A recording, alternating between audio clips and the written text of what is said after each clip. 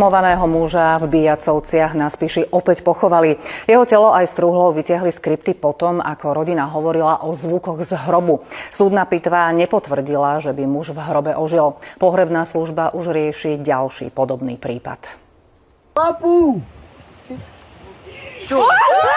66-ročného Františka exhumovali ešte v nedeľu. Jeho príbuzní tvrdili, že z hrobu počujú zvuky. Opakovaný pohreb dnes sprevádzali emócie. Tu je dokaz, že otec bil na trúhlu a je to zlomené. Otec žil tam a snažil sa ísť von. Tu je normálne prasklina, to je vidno, že klopal. Súdna pitva v Martine dohady miestnych vylučuje. Nejde o žiadne prebudenie, neboli nájdené žiadne známky života. My tie fakty máme, výsledky z pitvy. Miestni stále veria, že ich príbuzný vstal z mŕtvych. Pracovník pohrebnej služby im to tesne pred pohrebom trpezlivo vyvracal. To je normálne štandard toto, že nie, keby dali skôr to tvoriť, áno, otec by žil. Zadusil sa, áno. Ja to tak nenechám, dávam trestné znamenie.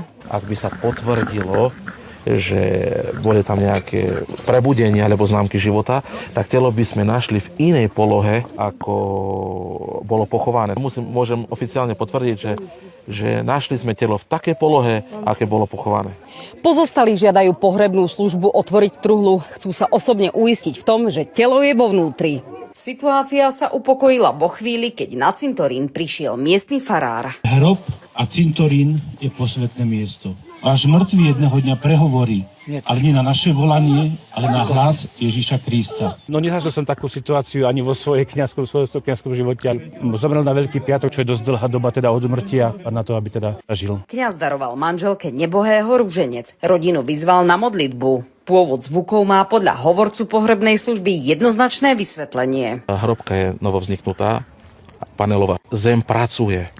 A panely klesajú a tam je niekedy počuť nejaké to buchnutie. Pohrebná služba už rieši ďalší podobný prípad. Z Bijacoviec Marie Balážová-Melníková, Slovenská televízia.